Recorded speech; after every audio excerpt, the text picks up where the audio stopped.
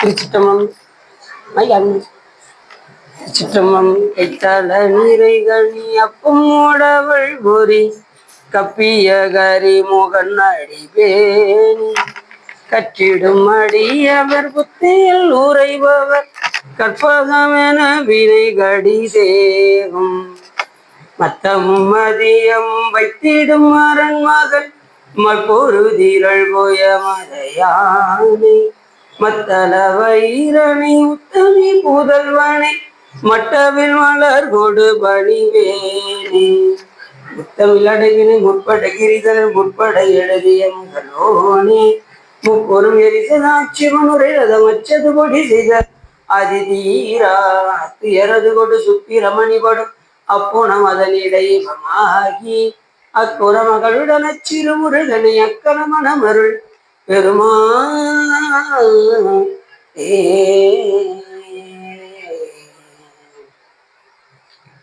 எந்தாயும் எனக்கருள் தந்தையும் நீ சிந்தா குலமானவை தீர்த்தனையாள் கந்தா கதிவேலவனே உமையாள் மைந்தா குமரா மறைநாயகனே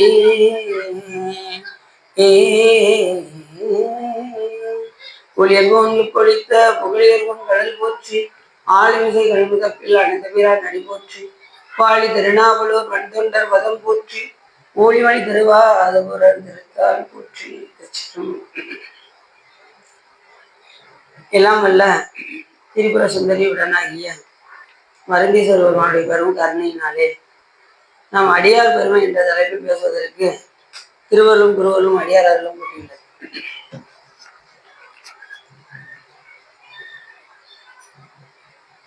அடியார்களுடைய பெருமை சொல்வதும் பெரிதே என்று ஒரு முறை முருகப்பெருமானும் அவை பாட்டியும் சந்திக்கும் போது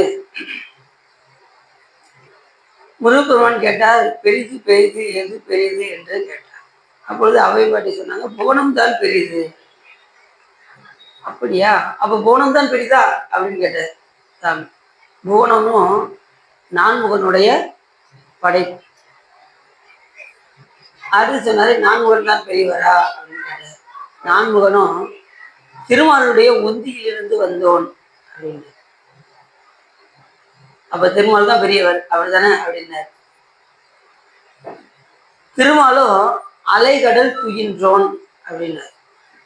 திருமால் எப்பவுமே பார்த்தீங்கன்னா எதுல இருப்பாரு, அந்த அலைகடல்ல பள்ளி கொண்டு.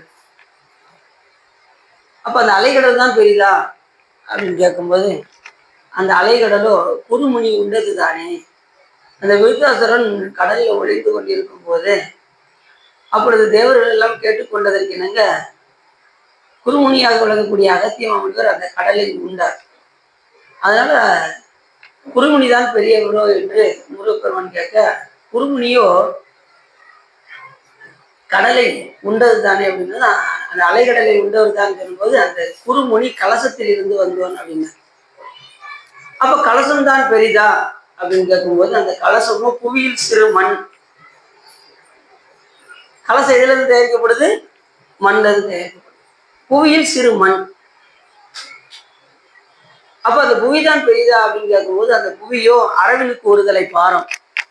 எல்லாத்தையும் தாங்கக்கூடியவர் ஆதிசேடன். அதனால அரவினுக்கு ஒருதலை பாரம் அப்படின்னாரு.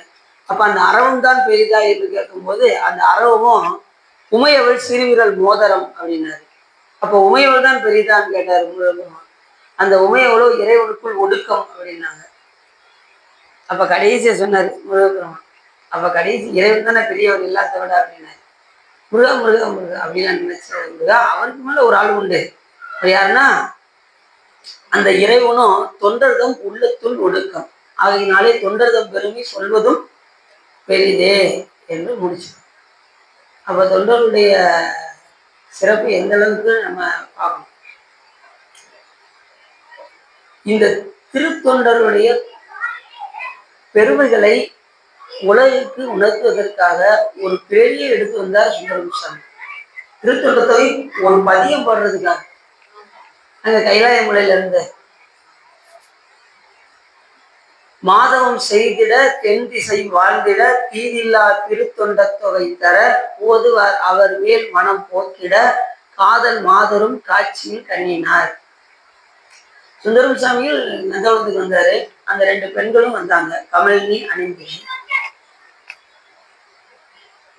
அப்படி பார்க்குமாறு சிவபெருமான் தான் செஞ்சாங்க, சுந்தரம் சுவாமிகள் பார்க்கலையும். அப்படி பார்க்குமாறு செஞ்சது யாரு? அதான் சொன்னாரு, மாதவம் செய்திட தென் திசை வந்து வாழ்ந்திட தீதில்லாத திருத்தொண்ட தொகை தருவதற்காக சுந்தரம் சாமிகளை பார்க்குமாறு சிவபெருமான் செய்தார். அப்படி சொல்லும் போது தீதில்லா திருத்தொண்ட தொகை தர போதுவார் அவர் மேல் மனம் போக்கிட காதல் மாதரும் காட்சியை கண்ணினார் என்று சேகராசாமி சொன்னார். அந்த அளவுக்கு பார்க்கும்படி திருவருள் கூட்டிவிட்டது. அவர் பார்த்தார். உடனே சாமி சொன்னாரு, இப்ப பூலோகத்துக்கு போயிட்டு வந்துரு அப்படின்னாரு. என்ன சாமி இவ்வளவு பெரிய தண்டனை அப்படின்னாரு. பார்த்தேன்லப்பா அப்படின்னாரு. ஆமா பார்த்தேன் சாமி. அப்ப போயிட்டு வந்துரு அப்படின்னாரு. சாமி கைகள் அஞ்சலி கூப்பி கலங்கினான். கை மேல தூக்கி கலங்கிட்டான். சாமி நான் உன்னை விட்டு பிரிய போறேனே, உன் திருவடியை விட்டு பிரிய போறேனே அப்படின்னு ரொம்ப வருத்தப்பட்டேன். கைகள் அஞ்சலி கூப்பி கலங்கினான் செய்ய சேவடி நீங்கும் சிறுபையன். திருவடி விட்டு இப்ப அதெல்லாம் ஒன்றும் பிரச்சனை இல்லை சாமி, நான் பூலோகத்துக்கு போறேன், ஒன்றும் பிரச்சனை இல்லை. ஆனா மையன் மானுடமாய் மயங்கும் வேளையில் நாங்க போயிட்டா உன்னை சுத்தமா மறந்துடுவேன். இங்க மன்னோகத்துக்கு வந்தவங்கலாம் எல்லாம் ஒரு மாதிரியாவே தெரிவாங்க, பார்த்துருக்கீங்களா? எல்லாம் இந்த வண்டியில போறவங்களும் பாருங்களேன், ஒரு டென்ஷனாவே போவாங்க. இறைவனை நினைக்கிறதுக்குலாம் வாய்ப்பே இல்லாத அளவுக்கு தான் இந்த கலியுகம் இருக்கு. எப்ப பார்த்தாலும் மீடியா, செல்லு, டிவி இவ்வளவு வந்து நம்மளை தடுக்குது இறைவனை நினைக்க விடாம. சொல்லுங்க, அந்த அளவுக்கு நம்மளை மாயை மயக்கவும் செய்யும் என்று சொல்வதற்கிறாங்க. மாயை எந்த அளவுக்கும் நம்மளுக்கு மோகம் மயம். அதனாலதான் சொன்னாரு சுந்தரம் சாமிகள், மையன் வானுடமாய் மயங்கும் வேளையில் ஐயனே என்னை தடுத்து ஆண்டு அருள் செய்யன. எத்தனை கேட்கிறாங்க, கேளுங்க. மையன் மானுடமாய் மயங்கும் வேளையில் ஐயனே என்னை தடுத்து ஆண்டு அருள் செய்யன. எத்தனை கேட்டா? முதல்ல தடுக்கணும், அப்புறம் ஆளணும், அப்புறம் அருள் செய்யணும். 3 விதமா கேட்டார். இந்த தடுப்பது என்பது மாயிலிருந்து நம்மளை தடுப்பது, ஆளுதல் என்பது அடியாராக ஏற்றுக்கொள்வது, அருள் செய்வது என்பது இந்த வழிபாட்டை நிலைநிறுத்தி வைப்பது. இந்த 3ஐயுமே சுவாமி கிட்ட கேட்டார் கைலாயமலை. உடனே மையன் மானுடமாய் மயங்கும் வேலையில் ஐயனே என்னை தடுத்து ஆண்டு அருள் செய்யணும் அப்படின்னு கேட்டது. நீ மன்னோகத்துக்கு போப்போ, உன்னை தக்க நேரத்தில் உன்னை தடுத்து ஆட்கொள்கின்றேன் அப்படின்னு சுவாமி சொன்னார். அப்பதான் எல்லாருக்கும் தெரிஞ்ச விஷயம், வந்து திருமணம் நடக்கிற நேரத்துல நம்மால் உள்ள வந்த பெரிய தூக்கி நிறைய ஆக்கினார் சாமி. ஒரு ரொம்ப வயோதிகர் இடத்துல வந்து கையில வந்து திருநீட்டு போட்டு வச்சிருந்தாராம், கர்ப்பப்புள்ள வச்சிருந்தாராம், கற்பையில பாய் வச்சிருந்தாராம். வந்து கரெக்டா திருமணத்தை தடுத்து நிறுத்தினதும் என்ன பிரச்சனைன்னு கேட்டாரு. உனக்கு எனக்கும் ஒரு பெரிய வழக்கு ஒன்று உள்ளது அப்படின்னாரு சாமி. எந்த வழக்கா இருந்தாலும் திருமணம் முடிச்சதுக்கு அப்புறம் பார்க்க கூடாதா, இந்த நேரத்துலதான் வரணும் அப்படின்னாரு. உடனே அதுக்கு முன்னாடி வழக்கு இருக்குப்பா, நீ இதை முடிச்சுட்டு நீ போய் திருமணம் முடியும் சார். என்ன வழக்கு? நீ எனக்கு அடிமை, முழு அடிமை, அதுவும் வழி அடிமை அப்படின்னாரு. உங்க பாட்னார் எடுத்து கொடுத்த ஓலை என்னிடம் உள்ளது, நீ முழு அடிமை அப்படின்னதும், அது எப்படி ஒரு அந்தனன் இன்னொரு அந்தனருக்கு அடிமையாக முடியும்னு கேட்டாரு. அப்பயும் விடல சாமி. கடைசி வரைக்கும் எல்லாருக்கும் தெரிஞ்ச விஷயம் தான். கடைசி வெண்ணிலூருக்கு போய் அந்த வழக்கெல்லாம் தீர்த்து அதுக்கப்புறம் அவரை ஆட்கொண்ட விக்கிரம்லாம் ரொம்ப சிறப்பானது.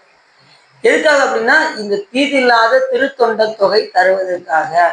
அடியார்கள்னா யார் அப்படின்னா, சிவபெருமானை தவிர கனவிலும் பிற தெய்வம் நினையாது என்கின்ற நிலையில் தான் அடியார்கள்.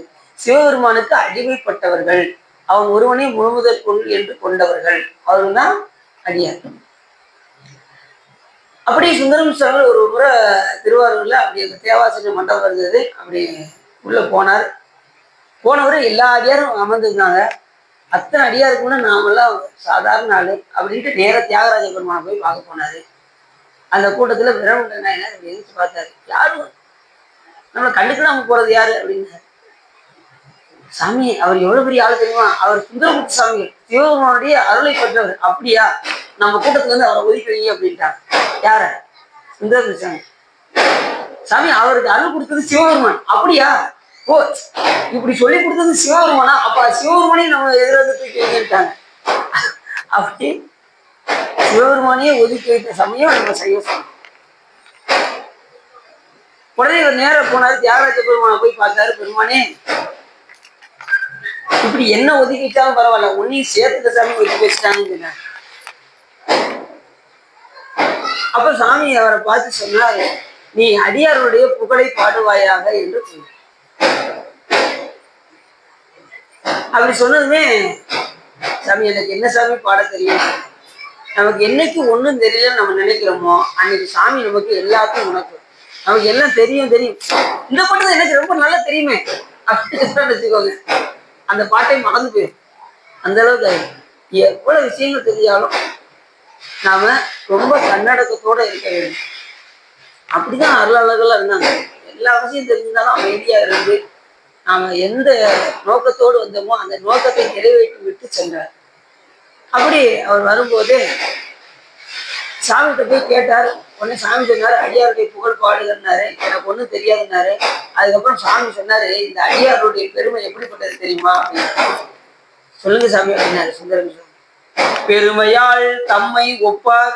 சிவபெருமானுக்கு ஈக்குவலா யாராவது சொல்ல முடியுமா?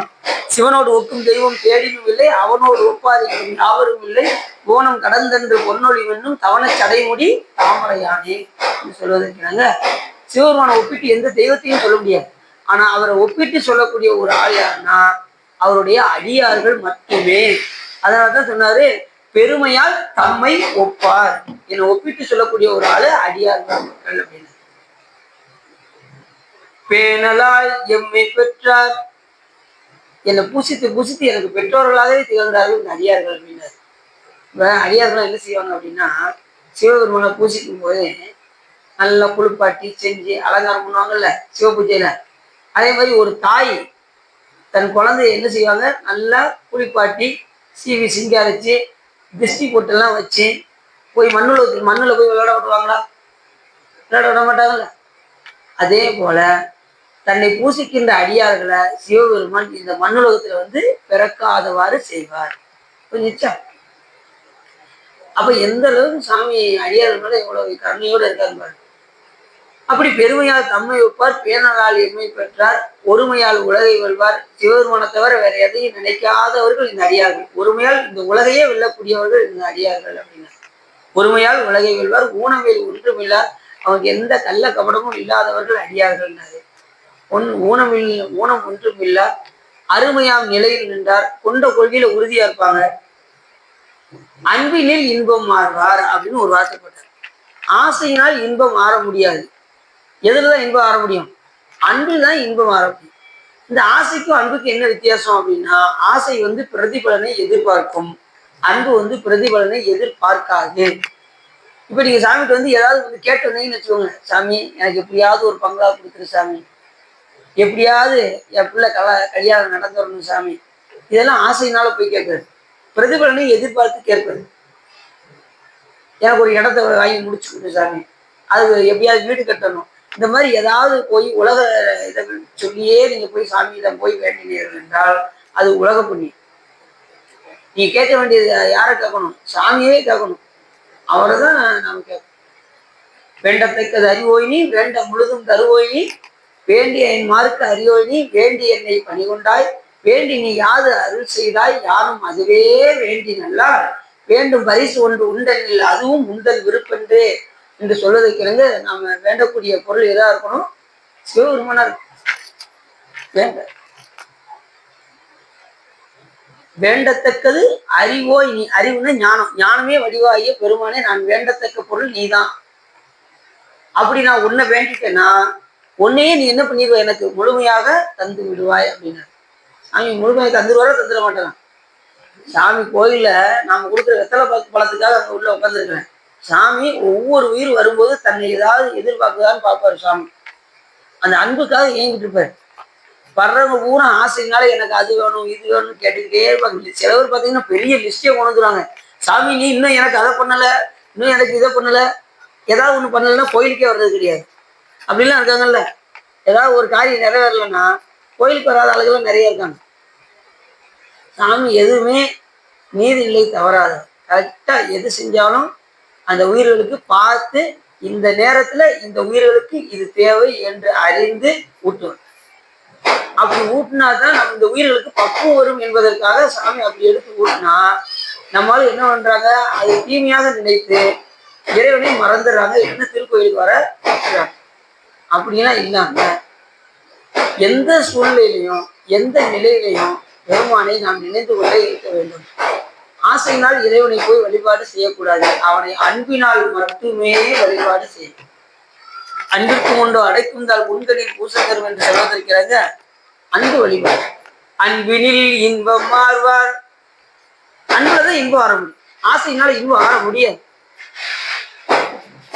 அன்பினில் இன்பம் மாறுவார். இருமையும் கடந்து நின்றார் இவரை நீ அடைவாய் என்று அப்படின்னு சிவபெருமான் சொல்றாரு. யாரை பார்த்து? சுந்தரம் சுவாமியை பார்த்து சொல்றாரு. பெருமையால் தம்மை ஒப்பார், பேணலால் எம்மை பெற்றார், பொறுமையால் உலகை வெல்வார், ஊனமேல் ஒன்றுமில்லார், அருமையாம் நிலையில் நின்றார், அன்பினில் இன்பம் மாறுவார், இருமையும் கடந்து நின்றார் இவரை நீ அடைவாய் என்று அப்படின்னு சுவாமி சொன்னார்.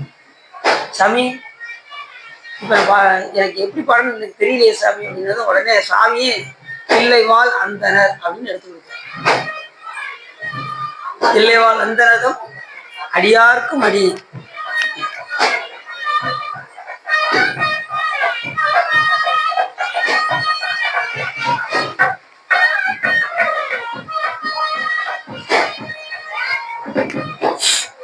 இந்த பாட்டு தெரிஞ்ச பாட்டு தான் எல்லாருக்கும். தில்லைவாழ் அந்தனதும் பாட்டு வரல. தில்லைவாழ் அந்தனதும் அடியார்க்கும் அடியேன், திருநீல கண்டத்து குயவனாருக்கு அடியேன். இந்த பதிவு எல்லாருக்கும் தெரியுமா? தெரியுமா? எல்லாம் படிச்சிருக்கீங்களா? தில்லைவாழ் பாடினீங்களா? தினசரி பாடுவீங்க. நாம கடை தேர்வதற்கான பாடல் இந்த தில்லைவாழ் அந்தனதும் அடியார்க்கும் அடியேன் என்ற இந்த திருப்பதி. சாமி பக்கத்துல நினைக்கிறேன்.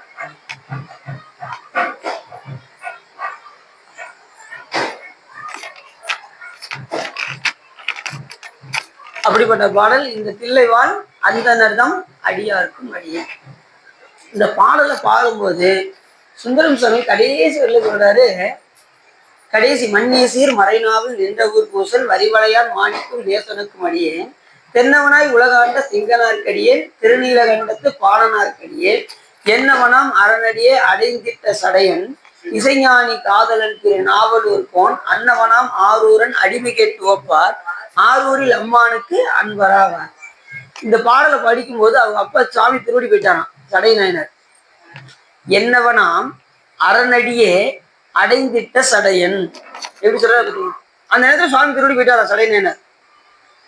என்னவனாம் அரணடியே அடைந்திட்ட சடையன், இசைஞானி காதலன் திரு நாவலூர் போன், அன்னவனாம் ஆரூரன் அடிமை கேட்டு வைப்பார், ஆரூரில் அம்மானுக்கு அன்பராவாரே என்று சொல்ற.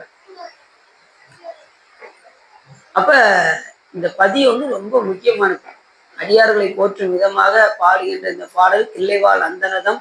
பாருங்க, பாடினது எங்க? திருவாரூர்ல. அடி எடுத்தது எங்க? தில்லைய. ரெண்டுக்கும் ஒரு கனெக்ஷன் இருக்கு. சிதம்பரத்துக்கும் திருவாரூர். திருவாரூர் சிதம்பரம். சிதம்பரம் சாமிக்குரிய கோயில், திருவாரூர் அடியார்களுக்கே உரிய கோயில். இங்க நின்று ஆடுவாரு, இங்க அமர்ந்து ஆடுவார். ஆரூர் அமர்ந்து அரசை போற்றி தானே சொல்றாரு. அங்க அமர்ந்து இருக்காரு, இங்க நின்று ஆடுறாரு. இப்படி நிறைய சம்பந்தங்கள் இருக்கு. இங்க சபா நடனம் எங்க? சிதம்பரத்துல. இங்க அசபா நடனம். அசபா நடனம், இங்க சபா நடனம். இப்படி நிறைய சிறப்புகள் எல்லாம். இங்க வந்து பிரம்மா சண்டீச்சரர் எங்க? சிதம்பரத்துல. இங்க யமன் சண்டீச்சரர் திருவாரூர்ல. யமன் யம சண்டீச்சரனே போட்டிருக்கோம், நீங்க போய் பார்த்தீங்கன்னா தெரியும். அதே மாதிரி 2 சண்டீச்சரை போட்டுப்பாங்க, வச்சிருப்பாங்க. இங்கேயும் 2 சண்டீச்சர் இருப்பாரு, திருவாரூர்லயும் 2 சண்டீச்சர் இருப்பாரு. பக்கத்துல இருக்க சண்டீஸ்வரர் யாருன்னா எப்பயும் போல இருக்கக்கூடிய விசார சர்மர். விசார சர்மர் தான் இங்க சண்டீஸ்வரர் இருப்பார். வீசிய சண்டிக்கு வண்டத்தோடும் உடனே பூதலத்தோறும் வணங்க பொற்கோயிலும் போனகம் வருடி ஜோதி மணிமுடி நாமும் தொண்டருக்கு நாயகமும் பாதகத்துக்கு பரிசு வைத்தானுக்கே விளாண்டு கூறுதுமே. அந்த தாதையுடைய காலை வெட்டியவர் தான் விசாரசன். அவர் எல்லா திருக்கோயிலுமே இருப்பார். எக்ஸ்ட்ரா இந்த 2 கோயில மட்டும் பிரம்மாவும் கேட்டு வாங்கிட்டாங்க. நான் சண்டி பதம் வேண்டும் என்று பிரம்மாவும் யமனும் கேட்டு கொண்டதற்கு இணங்க ஒருத்தர் பிரம்மா வந்து சிதம்பரத்திலையும் யமன் வந்து திருவாரூர்லயும் சண்டீஸ்வரராக இருக்கும். அதனாலதான் திருவாரூர்ல வந்து வழிபாடு பண்ணா எவ பயம் இருக்காதுன்னு சொல்ற காரணம் வந்து அதுதான். 2வது அடியார்ல போட்டுக்கின்ற அந்த தேவாசிரிய மண்டபம் எவ்வளவு பெரிய சிறப்புடையது, அப்பேற்பட்ட தனி சிறப்புடையது இந்த திருத்தொண்ட தொகை. இது அடியார்களுக்கே உரிய பாடல். அடியாரை போற்றும் விதமாக வந்து இந்த பாடலை எல்லாருமே என்ன பண்ணிடணும், நல்லா மனப்பாடம் பண்ணி வச்சிடணும். எப்ப கேட்டாலும் தூங்கி எந்திரிச்சாலும் தில்லை வாழ்ந்தாலும் அடியாருக்கூடிய திருநீலகண்டத்துக்கு உயவனார்க்கடியே இல்லையே என்னது இயற்பகை கடிக்கன்னு கடகடன்னு சொல்ல ஆரம்பிச்சு. அப்படி ஒரு பதிகம் இந்த தில்லைவாழ் அந்த ரதம் மாதவம் செய்கிற தென் திசை வாழ்ந்திட தீதில்லா திருத்தொண்ட தொகை தர. அப்ப இதுக்காக வந்திருக்காருன்னா சுந்தரம் சாமிகள். அப்ப அந்த பதிகம் நமக்கு மனப்பாடம் ஆகணுமா வேண்டாமா? மற்ற எதுவும் பாடுறீங்களோ இல்லையோ நிறைய பாடணும். அதுல திருத்தொண்ட தொகை பாடிட்டீங்கன்னா அதை பாடிட்டு நீங்க எங்கேயும் வெளியில போகணும். உங்க வாழ்க்கை சுச்சமா இருக்கும். அன்னைக்கு எந்த துன்பமும் வராது. அடியார்களை போட்டுட்டு போயிட்டோம்னா நமக்கு எதுவுமே துன்பங்கள் வராது. அதுலயும் பாத்தீங்கன்னா காலையில எந்திரிச்சதுல இருந்து இரவு உறங்குற வரைக்கும் எவ்வளவு ஆபத்துகள் இருக்கு சொல்லுங்க பாப்போம். வீட்டை விட்டு வெளியே வர்றதுல இருந்து, நடந்து போறதுல இருந்து, பஸ்ல போறதுல இருந்து, கார்ல போறதுல இருந்து, பைக்ல போறதுல இருந்து, இரவு உறங்குற வரைக்கும். 2வது தினசரி நீங்க இறந்து தான் பிறக்கிறீங்க. உறங்குவது போலும் சாக்காடு, உறங்கி எழுவது போலும் பிறப்பு. உறங்கி எந்திக்கிற வரைக்கும் காலையில உயிரோட எந்திரிச்சாதான் உண்டு, இல்லைன்னா என்ன தெரியும் சொல்லுங்க பாப்போம். அப்ப சாமி நமக்கு மறுபடியும் பிறப்பு கொடுத்துருக்காரு. உடனே காலையில் எழுந்திரிச்சதும் சாமியை நன்றி செலுத்தும் விதமாக சாமிக்கும் அடியாருக்கும் சேர்த்து போற்றி சொல்லணும்னா இந்த தில்லைவாழ் அந்தரதம் அடியாருக்கும் அடியன. சரி, இந்த அடியார்கள் வந்து எப்படி இருப்பாங்க? திருநீரும் கண்டிகையும் அணிந்திருப்பார்கள். புறத்திலக்கணம் 10, அகத்திலக்கணம் 10 இருக்கு. அடியார்களுக்கே உரிய ஒரு இலக்கணம் என்னன்னா அடியார்கள் இப்படிதான் இருக்க வேண்டும் என்று ஒரு வரைமுறை உள்ளது. அத அப்பர் சுவாமிகள் சொல்றாரு, 10 குலாம் அவர் அடியவர் செய்கைதானே அப்படிங்கிறார். 10 குலாம் அடியவர் 10 இலக்கணங்கள் இருக்கு. ஒன்றுகுலாம் பாட்டுல 10 குலாம் படிக்கும்போது அடியவருடைய செய்கை 10 அப்படிங்கிறாரு. அது புறத்திலக்கணம் 10, அகத்திலக்கணம் 10 இருக்கு. முதல் இலக்கணம் என்ன அப்படின்னா அடியார்கள் எப்படி இருக்கணும்னா திருநீரும் ருத்ராட்சமும் தரிக்க வேண்டும். அவர்கள் தான் அடியார்கள். சிவபெருமானை தவிர வேற எதுவும் கனவிலும் பிற தெய்வம் நினையாத நிலையில் இருக்கின்றவர்கள் அடியார்கள். அவன் ஒருவனே முழுவதற் பொருள் என்று அவனுக்கு அடிமைத்திறம் பூண்டவர்கள் அடியார்கள். கொஞ்சம் அப்ப முதல் இது என்னது? திருநீரும் கண்டிகையும் அணிதல். இந்த திருநீர் வந்து பாத்தீங்கன்னா நிலை உடையதையும் காட்டும், நிலை இல்லாதையும் காட்டும். இப்ப எரிச்சா திருநீர் ஆயிருதா, பசுஞ்சானது எரிச்சா திருநீர் ஆயிருதா, அது எதை குறிக்கும்? முடி சாய்ந்த மன்னரும் முடிவில் ஒரு சாம்பல் குறிக்குது. அப்ப நிலையில்லாத வாழ்க்கை வந்து நிலை இல்லை என்பதை நமக்கு காட்டுது. ரைட்டு. 2வது அந்த திருநீர் மறுபடியும் நீ எரிய என்ன ஆகும்? அதை அழிக்க முடியாது. அது நிலையா இருக்கும். அது துகள் இருக்கும், துகள் அழிக்க முடியாது. அதனால நிலை உடையதையும் காட்டணும். பெருமான் எப்பயுமே நிலையுடையவன். சிவபெருமான் எப்படிப்பட்டவரு? நிலையான பொருள் சிவபெருமான். ஆமா, திருநீருக்கு ஒரு பதிவும் வந்திருக்கு. இப்ப திருமால் வழிபாடுல அவங்களுக்கு திருமண் சாத்துறாங்கல்ல, அதுக்கு பதியம் கிடையாது. ஆழ்வார்கள் எல்லாம் பாடல. ஆனா நம்ம திருநீட்டுக்கு பதியமே வழிகாரு திருஞான சம்பந்தர். ஆமா. ஆனா என்ன நினைக்கிறாங்க, திருஞான சம்பந்தர் வந்து இந்த திருநீட்டினுடைய பெருமையை மட்டும் உணர்த்துவதற்காக வந்திருக்காருன்னு நினைக்கிறாங்க. அப்படி கிடையாது. திருஞான சம்பந்தர் பெருமான் 21 காரணத்துக்கு மேல வந்திருக்காருன்னு சேக்கிழார் சொல்றாரு. அருக்கன் முதற்கோன் அனைத்தும் அழகிய உச்சங்களிலே, அவர் பிறக்கும் போது உச்சத்துல இருந்துதான் சூரியன். அருக்கன் முதற்கோன் அனைத்தும் அழகிய உச்சங்களிலே பெருக்கனல் வலியுடன் பேணிய நல்லோரைகள திருக்கிளரும் ஆதிரையினால் திசை விளங்க பரசமய கருக்கு ஒழிய தொண்டர்வனம் களி சிறப்ப சைவம் வைதிகமும் தழைத்துவங்க தொண்டர்வனம் களி சிறப்ப தூய திரு நீட்டு நெறி என் திசையும் தனி நடப்ப அண்டர்குலாம் அதிசயிப்ப அந்தனர் ஆகுதி பெருக வண்டமிழ் செய்தவம் இறம்ப மாதவத்தோர் செயல் வாய்ப்ப திசையனைத்தும் பெருமை எல்லாம் தென் திசை வென்றேற விசையுலகும் பிற உலகும் வேதினியே தனிவல்ல அசைவில் செல்லும் தமிழ் வழக்கே அயல் வழக்கின் திரைவல்ல இசை முழுதும் மெய்யறிவும் இடம் கொள்ளும் நிலை வருக தாளுடைய படைப்பெண்ணும் தொழில்தன்மை கனவு பெற நாளுடைய நிகழ்காலம் எதிர்காலம் நவி நீங்க ஆளுடைய திருத்தோணி அமர்ந்த பிரான் அருள் பெறுக தவம் பெருக்கும் சண்பையிலே தாவில் சராசரங்கள் எல்லாம் சிவம் பெருக்கும் பிள்ளையார் திரு அவதாரம் செய்தார்.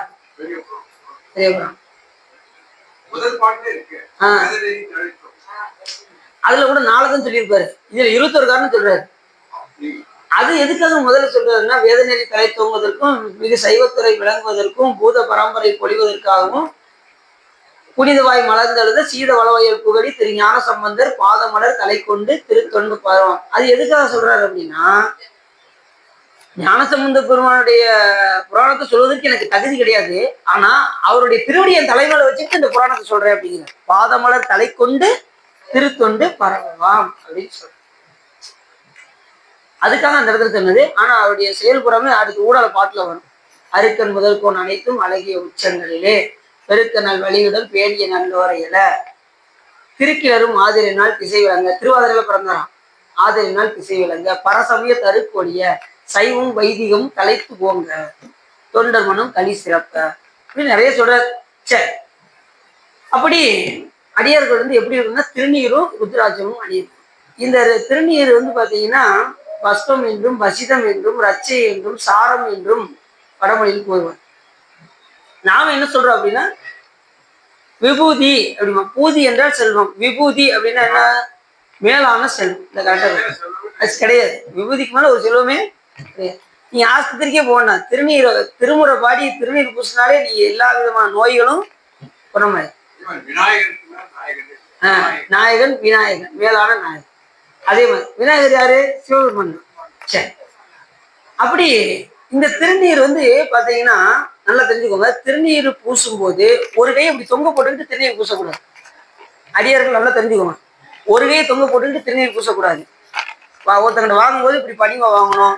வைக்கும்போது இடது கையை வச்சு வலது கையால வாங்கணும். ரெண்டாவது ஒருத்தர் நான் திருச்செந்தூர் போயிட்டு வந்திருக்கேன்னு உங்க கையில திருநீர் கொடுத்தாங்க அப்படின்னா அவங்க கிட்ட நீ வாங்கும்போது வாங்கிட்டு திரும்பி நின்று பூசணும். அவங்களுக்கு எதுக்கு நின்று பூசக்கூடாது, திரும்பி கொஞ்சம் தள்ளி போய் பூசணும். ரெண்டாவது நீங்க திருநீர் பூசும்போது சாமி படத்துக்கு நேர பூசக்கூடாது. சாமி படத்தை எதுக்கு வச்சுக்கிட்டு சாமிக்கு நேரம் பூசக்கூடாது. ஒரு நெருப்பை பார்த்து பூசக்கூடாது. நெருப்பு எரியுதுன்னு வச்சுக்கோங்க, ஜோதியை பார்த்து திருநீர் பூசக்கூடாது. ஒரு ஆறு ஓடுதுன்னு வச்சுக்கோங்க, ஒரு ஆறை பார்த்து திருநீர் பூசக்கூடாது. சில வரமுறைகள்லாம் இருக்கு. இது வந்து முழுநீர் பூசிய முனிவருக்கு வடிய இதுல சொல்றாரு சைக்கிளேஷன். அது மாதிரி திருநீர் வந்து எப்பப்பெல்லாம் பூசணும் அப்படின்னா அடியார்கள் நல்லா தெரிஞ்சுக்கோங்க. அடியார்களாக இருக்கக்கூடிய நாம எப்படி இருக்கணும் அப்படின்னா திருநீரை காலையில எந்திரிச்சதுமே திருநீர் பூசிடணும். அதுல எந்திரிச்சதுமே திருநீர் பூசிட்டு பல் விளக்கவே போகணும். சரி, திருநீர் இது இன்னும் வாய் கூட கொப்பளிக்கல அப்படியாங்கள, இன்னும் பல் விளக்கல அப்படியா. எந்திரிச்சதுமே முதல்ல என்ன செஞ்சிடணும்? திருநீர் தான் பூசணும். திருநீர் பூசணும். அதுக்கப்புறம் குளிக்கிறதுக்கு முன்னாடி பின்னாடி பூசணும். சாப்பிட்றதுக்கு முன்னாடி பின்னாடி பூசணும். மலஞ்சலம் கழிப்பதற்கு முன்னாடி பின்னாடி பூசணும். உறங்குவதற்கு முன்னாடி பின்னாடி பூசணும். புரிஞ்சுச்சா? இப்பதான் புரியுற மாதிரியே தெரியுது அப்படிங்களா? திருநீர் பூசுறதுக்கு இவ்வளவு நிலை இருக்கு. இப்படி எல்லாம் பூசுகின்றவர்கள் தான் அடியார் பெருமக்கள். திருநீர் வந்து என்ன செய்யும் அப்படின்னா மந்திரமாவது நீரு, வானவர் மேலது நீரு. மந்திரம் அப்படின்னு என்ன அர்த்தம்? மந்திரம் நினைப்பது, திறம்னா காப்பது. நினைப்பவரை காப்பது திருநீர். நினைப்பவரை காக்கும். அதை நினைச்சு நீங்க நமச்சிவாய் சொல்லி பூசினீங்கன்னா அது கண்டிப்பா உங்களை காக்கும். அதுக்கு நமச்சிவாய் மந்திரத்துக்கு யாரு அதிதெய்வம்? சிவபெருமானே அதிதெய்வம். அவரே வந்து உங்களை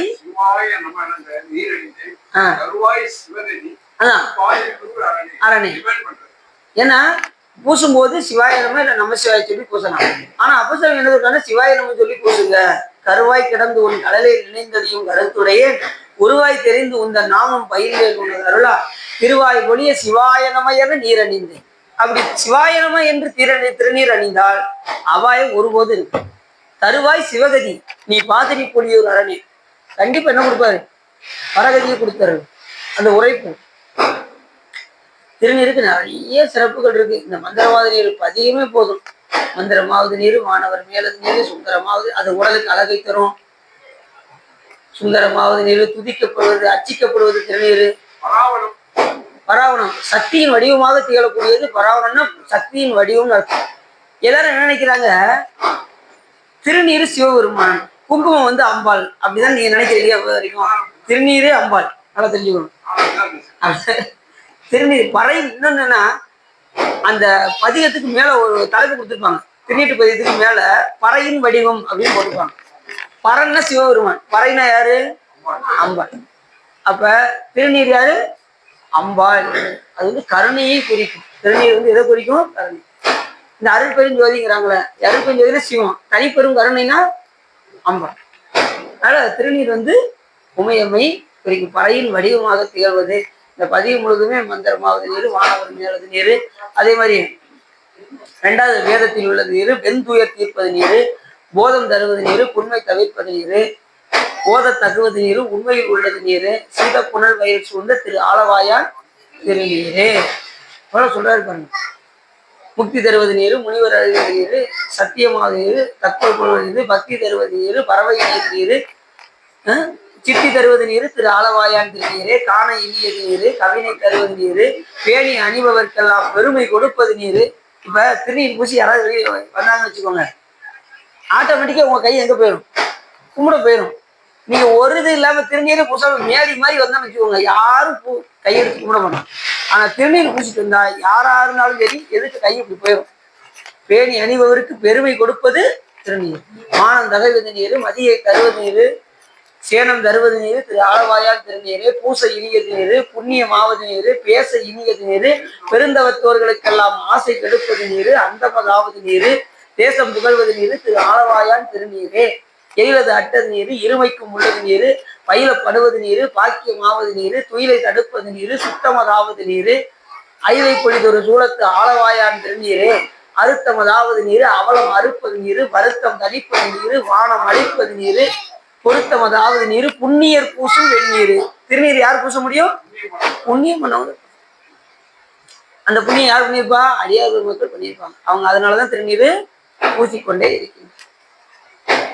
ராவணன் மேலது நீர், என்ன தகுவது நீர், பராவணமாவது நீர், பாவம் மறுப்பது நீர், தராவணமாவது நீர், தத்துவமாவது நீர், அராவணங்கும் திருமேனி ஆலவாயான் திருநீரே, மாலோடு அயனறியாத வண்ணமும் உள்ளது நீர், மேலுரை தேவர்கள் தங்கள் மெய்யது வெண்பொடி நீர், ஏல உடம்பிட தீர்க்கும் இன்பம் தருவது நீர், ஆழமது உண்டமிடற்ற ஆளவாயான் திருநீரே, குண்டிகை கையர்களோடு சாக்கியர் கூட்டமும் கூட கண்திகை பிப்பது நீர், கருதை இனியது நீர், என் திசைப்பட்ட பொருளாய் ஏற்றம் தகையது நீர், அண்டத்தவர் பணிந்தேற்றும் ஆளவாயான் திருநீரே, ஆற்றல் அடலுடைய ஏறும் ஆளவாயான் திருநீற்றை போற்றி புகழினில் ஆவும் பூசரன் ஞான சம்பந்தன் தேற்றி தென்னன் உடல் உற்ற தீப்பினி ஆயின தீர சாத்திய பாடல்கள் 10 வல்லவர் நல்லவர்.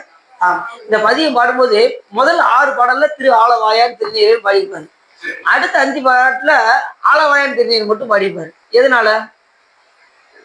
யாரும் தண்ணி வச்சிருக்கீங்களா? பாருங்க, எதனால ஞானசம்பந்த பெருமான் முதல் ஆலவாயான் திருநீரும் கடைசி 5 பாட்டுல வெறும் ஆலவாயான் படிச்சாங்க.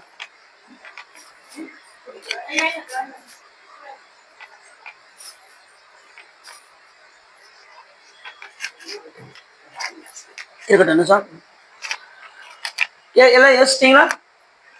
இது வரைக்கும் யோசிச்சு பார்த்தோம், அப்படி ஒன்றும் புலப்படலை. முதல் 6 வரியில முதல் 6 பாடல்ல திரு ஆலவாயான் திருநீரே, அடுத்த 5 பாட்டுல வெறும் ஆலவாயான் திருநீரேன்னு படிப்பாரு.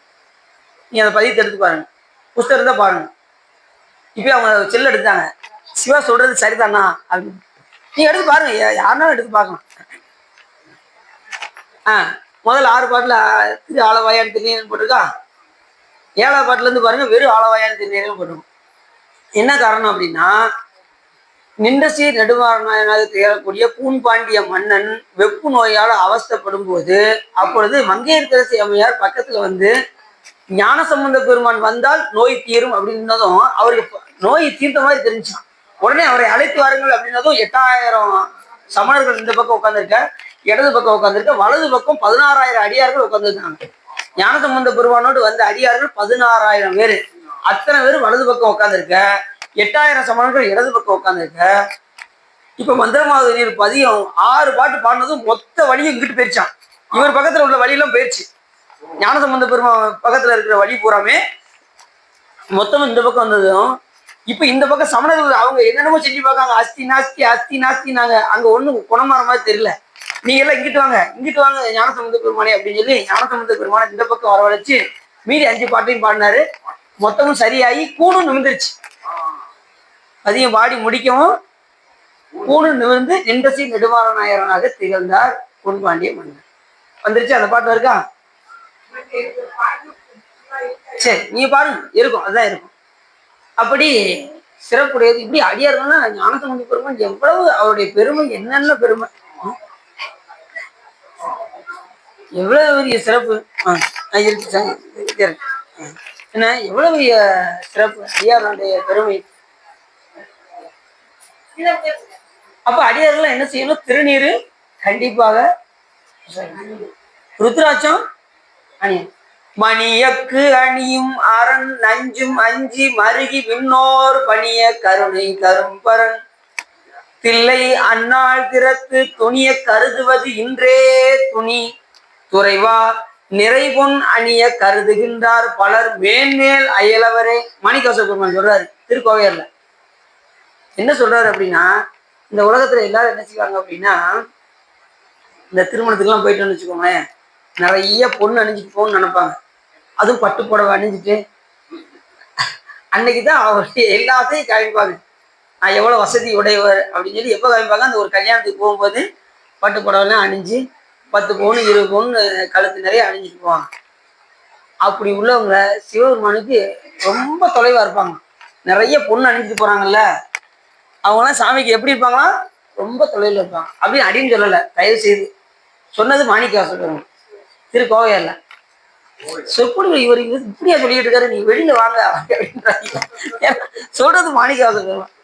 நிறைபொன் அணிய கருதுகின்றார் பலர் மேன்மேல் அயலவரே.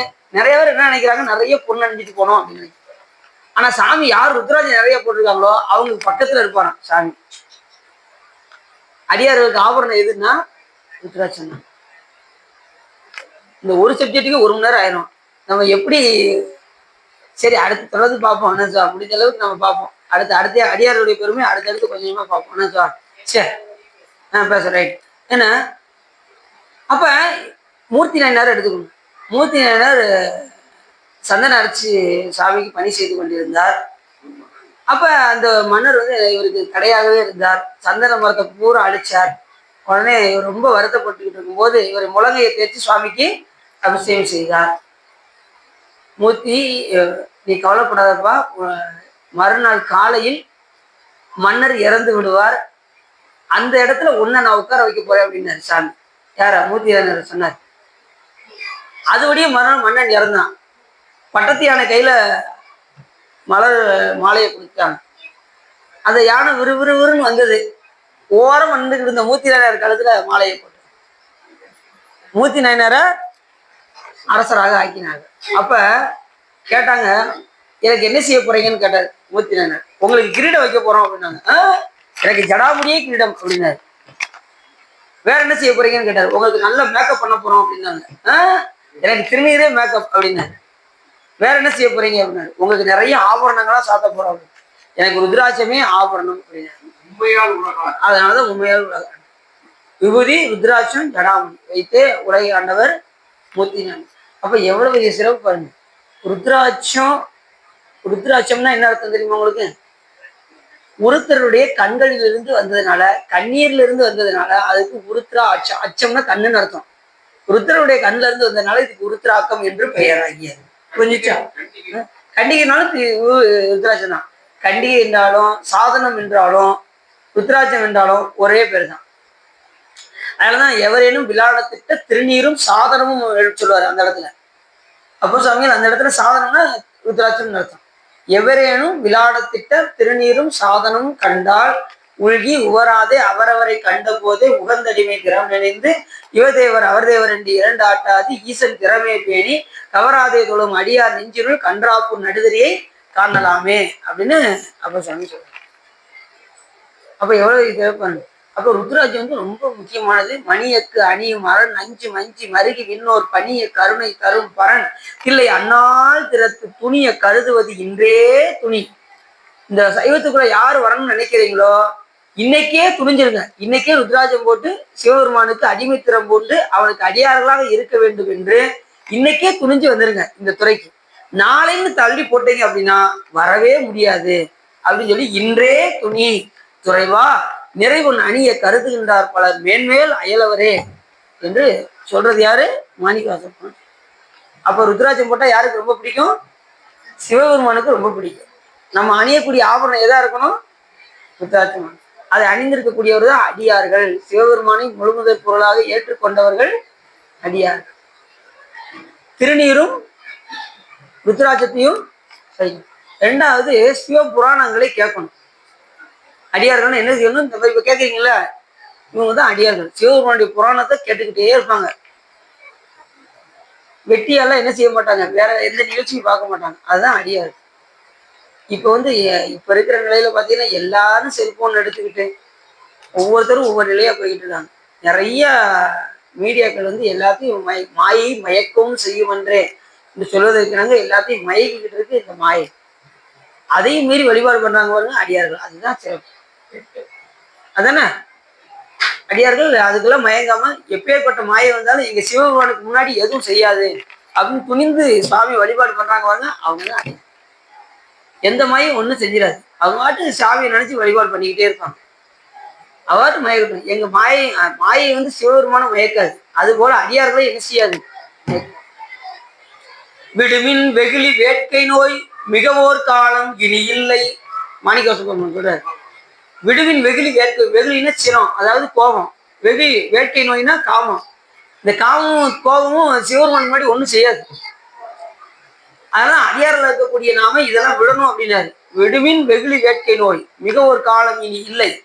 இன்னும் காலம் இருக்குன்னு நினைச்சுக்கிட்டு இருக்காங்க. இப்போ 20 வயசு ஆகுது, எனக்கு இப்போ 20 தான் ஆகுது, நான் 80 வயசு வரும்போது அப்போ பார்ப்போம் அப்படின்னு நினைச்சோம்னா அடுத்த நொடி என்ன நடக்கும்னு சொல்ல முடியாது. இமைக்கும் பொழுதும் இராது குரம்பைதான் அப்படிங்கிறாரு ஞானசம்பந்த பெருமாள். அதாவது விடுஞ்சி நம்ம எதிர்ச்சாதான் உண்டு, என்ன நடக்கும்னு சொல்ல முடியாது. இருக்கும்போதே மிகவோர் காலம் இனி இங்கு இல்லை. காலம் உண்டாகவே காதல் செய்து உய்வில் கருதறிய ஞாலம் உண்டானோடு வானவரும் நான்முகனும் நன்னறிய ஆழம் உண்டா நீங்கள் பாண்டி பிரான் தன் அடியவருக்கு மூலபண்டாரம் வழங்குகின்றான் வந்து முந்து மினைனர். முந்தி ஓட பார்க்கணும். நிற்பார் நிற்க நில்லா உலகில் நில்லோ இனி நாம் செல்வோமே. மாணிக்கவாசகர். எல்லாரும் நிற்கட்டும், ஆளாளுக்கு நான் இப்ப அதெல்லாம் வரேன்னு சொல்லி நிற்கட்டும். நீங்க அப்படி நினைக்காதீங்க. அடியார்களா இருக்கக்கூடிய நாம அப்படி நிற்கக்கூடாது. நிற்பார் நிற்க இந்த நில்லா உலகில் நில்லோ இனி நாம் செல்வோமே. எப்படி சொல்றாரு பாருங்க. அடியார்களா நீங்க சும்மா என்ன செய்யிட்டு இருக்காங்க? அடியார் ஆணீர் எல்லீரும் அகலகிடுமின் விளையாட்டு கடிசேர் அடியே வந்தடைந்து கடை கொண்டிருமின் திருக்குறிப்பை செடிசேர் உடலை நீக்கி சிவலோகத்தே நம்மை வைப்பான் பொடிசேர் மேனி புயங்க நாள்வான் பொன்னடிக்கே என்று மாணிக்கவாசகர் பெருமான் அருமையா சொல்றாரு. இன்னும் போய் விளையாண்டுக்கிட்டுலாம் இருக்காதீங்க. செல்போன் எடுத்து விளையாண்டுக்கிட்டு இருக்காங்க. நிறைய பேர் பார்த்தீங்கன்னா செல்போனை வச்சு கேம் விளையாண்டுக்கிட்டு இருக்காங்க. அப்படிலாம் யோசிச்சு பாருங்க, காலம் ஓடிடும். கடிசேரடியே வந்தடைந்து கடை கொண்டிருவின் திருக்குறிப்பு. எப்ப சிவபெருமான் அருள் கிடைக்கும் கிடைக்கும் கிடைக்குங்கிற அந்த ஆர்வத்திலே அடியார். மாணிக்கவாசகர் பெருமான் ஒவ்வொரு பாட்டிலையும் எப்படி சொல்றாரு, சாமி நான் ஒண்ணுக்கு தான் சாமி நான் ரொம்ப வருதுறேன் அப்படின்னாரு. என்னப்பா அப்படின்னாரு சிவபெருமான். யானேதும் பிறப்பஞ்சேன் இறப்பு அதனுக்கும் என் கடவேன் வானேயும் வெறில் வேண்டேன் மண்ணாழ்வார் மதித்தும் இரேன் தேனேயும் மலர் கொன்றை சிவனே எம்மானே உன் அருள் பெருநாள் என்னால் என்றென்றே வருந்துவனே. உன் அருள் எப்போ சாமி எனக்கு கிடைக்கும், அதுக்கு தான் நான் ரொம்ப வருந்துறேன் அப்படின்னு. உன் அருள் பெருநாள் என்னால் என்றென்றே வருந்துவனின் மலர்பாதம் அவை காண்பார் நாயறியன் இருந்து நல மலர் புனையேன் ஏத்தேனா தழும்பிய பொருந்திய பொற்சிலை குனித்தாய் அருளமுதம் புரியாய் மற்ற என்னே நான் ஆமாறே. ஆமாறு உன் திருவடிக்கு அகங்குலையேன் அன்பு உருகேன் பூமாலை புனைந்து ஏற்றேன் புகழ்ந்து உரையேன் புத்தேரில் கோமானின் திருக்கோயில் தூகேன் விடுகேன் புத்தானேன் சாமாரே விரைகின்றேன் சதுராளா உரை சார்வானே. வானாகி மண்ணாகி வழியாகி ஒளியாகி ஊனாகி உயிராகி உண்மையுமாய் இம்மையுமாய் கோனாகி யான் எனது என்று அவரவரை கூத்தாட்டு வானாகி நின்றாயே என் சொல்லி வாழ்த்துவனே. வாழ்த்துவதும் வானவர்கள் தாம் வாழ்வார் மனம் என்பார், தாழ்த்துவதும் தாவு என்று தம்மையெல்லாம் தொலை வேண்டி சூழ்த்த மதுகரம் உயர் முரளும் தாரோயே, வாழ்த்த பிறப்பு அறுத்திடுவான் யானும் உன்னை பரவுவனே. பரவுவன இமையவர்கள் பாடுவன நால்வேதம், புறவார் குழல் மடவால் கூருடையால் ஒரு பாகம். இப்படி சொல்றாரு. விரவார் மெய்யன்பின் அடியார்கள் மேன்மேல் காண்பாரோ அறியானே அறியானே அம்பளவா அம்பலத்தியம் பெரியானே, சிறியேனை ஆட்கொண்ட பெய்களத்தில் விரையார்ந்த மலர்தூவேன் வியந்தளரே நயந்து உருகேன். சாமி இதெல்லாம் நான் செய்யாம இப்படி இருக்கனே இந்த உலகத்துல அப்படின்னு எவ்வளவு சொல்றாரு பாருங்க. நான் உன் திருவடிக்கு அன்பு செய்யணும்னு நான் என்ன செய்யணும்? பூமாலை புனைந்தேத்தணும், உன்னை புகழ்ந்து பாடணும், உன் திருக்கோயில உலகார பணி செய்யணும் அப்படின்னு சொல்றாரு. இதெல்லாம் நம்ம செய்யாம இருந்தா நம்ம எப்படி அடியாரா இருக்க முடியும்? சொல்லுங்க பாப்போம். அடியாரில் இருக்கக்கூடிய நாம என்ன செய்யணும்? அடியாருடைய பெருமை என்ன? உலகார பணி செய்தல், திருநீர் ருத்ராட்சம் தரித்தல், கண்டிகை அணிதல், அடுத்து சிவபெருமானுடைய புராணங்களை கேட்டல். புராணத்தை கேட்டுக்கிட்டே இருக்கணும். சாமியுடைய புகழை கேட்டுக்கிட்டே இருந்தாதான் அன்பு வரும். கேட்கலன்னா அன்பு வராது. பெரியார் சொல்றாரு. அது கட்டல் கேட்டல் பெரியாரு. அதையும் அப்ப சாமி என்ன சொல்றாரு அப்படின்னா, செவிக்கு மட்டும் ஒரு இது சொன்னாரு. செவிகால் கேள்வீங்களோ சிவன் எம்மிரை செம்பவள எரிபோல் மேனி பிராந்திரம் எப்போதும் செவிகால் கேள்வீங்களோ. நாம எப்போதாவது ஒருக்கா கேட்கக்கூடாது, எப்போதும் கேட்கணும். சிவபெருமான் புகழை என்ன செய்யணும்? எப்போதும். ஏன்னா அப்பதான் சிவபெருமான் மேல அன்பு வரும். நீங்க என்னைக்காவது ஒரு நாள் கேட்டா அன்பு வராது. சாமியோட புகழை விடாம கேட்டுக்கிட்டே இருக்கணும். கேட்க கேட்கதான் அன்பு வரும். பழக பழக தானே நடிப்பு வரும். நடிக்க நடிக்க தானே நடிப்பு வரும். என்னைக்காவது ஒரு நாள் நடிச்சா நடிப்பு வருமா? வராது. அது போல பழக பழகதான். அது போல அந்த சாமியோட சம்பந்தப்படுத்தி கொண்டே இருக்கணும் இந்த உயிரை. அதனாலதான் அடியார்கள் தான் என்ன செய்வாங்க? இறைவனோடு சம்பந்தப்படுத்தி கொண்டே இருப்பார்கள். அதனாலதான் மாணிக்கவாசகன் அடியார் நடுவில் இருக்கும் அருளை புரியாய் பொன்னம்பலத்திய முடியா முதலே என் கருத்து முடியும் வண்ணம் முன்னின்றே அப்படின்னாரு. அடியார் நடுவுலே இருக்கும். அதை விட்டுட்டோம் அப்படின்னா அடியார் நடுவில் இருக்கும் அருளை புரியாய் பொன்னம்பலத்திய முடியா முதலே என் கருத்து முடியும் வண்ணம் முன்னின்று. அடியார் நடுவுல இருந்தா தான் நாம தப்பிச்சு எங்கேயும் வெளியில போக மாட்டோம். அடியார்லாம் என்ன செய்வாங்க தெரியுமா? ஒழுங்கு கோயிலுக்கு வாங்க, திருமுறை படிக்க வாங்க, நீங்க வெளியில போக மாட்டீங்க. இல்லைன்னு வச்சுக்கோங்க. இது அந்த குரங்கு கதை தான். ஒரு ஆசிரமத்துக்கு ஒரு சாமியார் இருந்தாரு. அது எந்த நேரமும் குரங்கு அடிச்சுக்கிட்டே இருந்தார், தட்டிக்கிட்டே இருந்தார். புதுசா சாமி ஒருத்தர் வந்ததும் அவர் ஒரு தட்டு அவருக்கு இலைய போடு அப்படின்னாரு. அது இலைய போய் போட்டது. மறுபடியும் ஒரு தட்டு தட்டினாரு, அதுக்கு சாம்பாரை ஊத்து அப்படின்னாரு. இப்படி அடிச்சுக்கிட்டே இருக்கும். இந்த உட்கார்ந்து இருந்தாரு பாருங்க, ஆசிரமத்துக்கு வந்தாரு. சாமி ஏன் சாமி அதை போட்டு இந்த அடி அடிக்கீங்க, குச்சியை கொஞ்சம் ஓரத்துல வைங்க அப்படின்னாரு. அந்த சாமி குச்சி ஓரத்துல வச்சாரு. இவரை சாப்பிட விடுமா அந்த குரங்கு? தலை மேல ஏறி முடிய பிடிச்சி 2 ஆட்டு ஆட்டுச்சு. சாமி இதை 2 அடி அடிங்க அப்படின்னாரு. அவர் குச்சி எடுத்து 2 அடி எடுத்ததும் அமைதியா போய் அந்த குரங்கு உட்காந்துருந்துச்சு. அது மாதிரி இந்த உயிரை குரங்கு தட்டின மாதிரி தட்டிக்கிட்டே இருக்கணும். ஒழுங்கா காலையில எந்தி பூசை பண்ணு, அடியார்களோட கூடி போய் என்ன திருமுறைகள் பாடு, சொற்பொழிவு கேளு, திருக்கோயிலுக்கு போ, உலகார பணி செய்ய, இப்படின்னு தட்டிக்கிட்டே இருக்கணும். தட்டுறதை விட்டுட்டோம் அந்த குரங்கு கதை தான். எல்லாத ஆட்டம் போடும். இந்த மனம் குரங்குன்னு சும்மா வச்சுனாங்க, ஒரு நிமிஷத்துல என்ன நடக்குதுன்னு தெரியாது. உடனே தாய் பாய ஆரம்பிச்சு உலகத்தை நோக்கி போக ஆரம்பிச்சிடும். இந்திய தொலைக்காட்சிகளில் முதல் முறையாக அங்கே போய் உட்காந்துடும். அப்படிதான் போகும். அங்க போவோம், என்னமெல்லாம் மாற ஆரம்பிச்சு. அதனால அடியார் நடுவுலே இருக்கணும். அடியாருடைய பெருமைகளை கேடும் ஆக்கமும் கெட்ட திருவினார் ஓடும் செம்பொன்னும் ஒக்கவே நோக்குவார் கூடும் அன்பினில் கும்படிலே என்று வீடும் வேண்டாம் விரலில் விளங்கினார்னு சாமி சொல்றாரு. இந்த அடியார்கள்லாம் எப்படி இருப்பாங்க அப்படின்னா, சாமி அம்பாலும் கைலாய மலையில வீட்டில் இருந்தார்கள். அப்பொழுது அடியார்கள் எல்லாம் தரிசனம் செய்து கொண்டே இருந்தார்கள். அம்பாள் சொன்னாங்க, சாமி இத்தனை அடியார்களும் உங்களை தொழுது கொண்டே இருக்கின்றார்களே, அவர்களுக்கு ஏதாவது பார்த்து செய்யக்கூடாதா அப்படின்னு சாமியிடம் கேட்க, சாமி தேவி கவலைப்படாதே, அத்தனை அடியார்களுக்கும் முக்தியை தந்து விடுவோம், வீடு பெற்று அழித்து விடுவோம் அப்படின்னாரு. ஆனா அடியார்கள் என்ன பண்ணாங்க? வீடும் வேண்டாம் விரலில் விளங்கினார். வீடு வேற வேண்டான்ட்டாங்க. கடைசி முக்தி தான் என்று அந்த முக்தியே வேண்டாம்னு சொன்னவர் அடியார்கள். அதனாலதான் தொண்டர்தம் பெருமை சொல்வதும் பெரிதே. புரியுது உங்களுக்கு? முக்தியை வேண்டான்ட்டாங்க. கடைசி முக்தி தானே, அந்த முக்தியை வேண்டாம். எத்தனை பிறவினாலும் குடுசாமி உன்னை நான் கும்பிட்டுக்கிட்டே இருக்கணும் அப்படின்ட்டாங்க. கும்பிடலே என்று வீடும் வேண்டாம். அதுலயும் மாணிக்கவாசகர் ஒரு இதுல சொன்னாரு, மாண்டு மாண்டு வந்தனின் மன்னனின் வணங்கவே. எத்தனை பிறநாள் கூட நான் வந்து உன்னை வணங்கிட்டே இருக்க மாதிரி பிறப்பு தான் கூட அப்படின்னு. அதுலயும் அப்பர் சாமி ஒருபடி மேல போய் என்ன பண்ணாரு தெரியுமா? குனித்த புருவமும் கொவ்வை செவ்வாயும் குமின் சிரிப்பும் பனித்த சடையும் பவளங்கோல் மேனியில் பால் வெந்நீரும் இனித்த முடைய எடுத்த பொற்பாதமும் காணப்பெற்றார். மனித பிறவியும் வேண்டுவதே. எங்க ஆந்திராவிலையா? ஆந்திர மாநிலத்திலயா? இல்ல கர்நாடக மாநிலத்திலயா? இல்ல ஒரிசாவிலையா? இல்ல தமிழ்நாட்டுல என்ன இந்த மாநிலத்தை அப்படின்னா இந்த மாநிலத்தை இந்த மாநிலம் தமிழ்நாட்டுல மறவாம பிறப்பு வந்துச்சுன்னா ஒண்ணு மறக்காம இருக்கணும். சாமி மறக்கக்கூடாது. பிறப்பு வேண்டாம். அப்படி பிறப்பு வந்ததுன்னா என்ன சார்? ஏன் பிறப்பு வேண்டாம். அப்படி வந்ததுன்னா சிவபெருமானம் மறக்காதவாறு ஒரு பிறப்பு வந்தா கொடு அப்படின்னு. அப்படிதான் அருளாளர்கள் கேட்டாங்க. அதனாலதான் தொண்டர்களுடைய பெருமை சொல்வதும் பெரிது அப்படின்னு நம்ம சொல்ற காரணம். அப்ப விபூதி ருத்ராட்சம் சிவ புராணங்களை கேட்கணும். அதுக்கப்புறம் என்ன சொன்னாரு? சிவ பூஜை செய்யணும். முக்கியமா அடியார்கள் என்ன பண்ணணும்? சிவ பூஜை கட்டாயம். அப்படி உள்ளவர்தான் அடியார்கள். அப்படி எத்தனையோ அடியார்கள்லாம் சிவ பூஜை செய்து மேன்மை அடைந்திருக்கின்றார்கள். அடியாருடைய பெருமையெல்லாம் சொல்ல முடியாது. அந்த அளவுக்கு திருநீலக்க நாயனார்லாம் குறைப்போடு சிவபூஜை பண்ணிக்கிட்டு நீடு பூசனை செய்தும் அன்பினில் நிரம்பார். திருநீலக்க நாயனார் பூசை முடிஞ்சிருமா, பூசை விட்டு எதிர்க்க மாட்டாராம். மறுபடியும் பூசை பண்ணணும்னு அவருக்கு தோணுமா. இப்ப நாம பூசை பண்றது எப்படி தெரியுமா? எப்படா முடியும், மணி அடிச்சுட்டு இருக்கும் போதே சேர்ந்துட போறோம், இன்னைக்கு பேங்க் வேற போகணும்,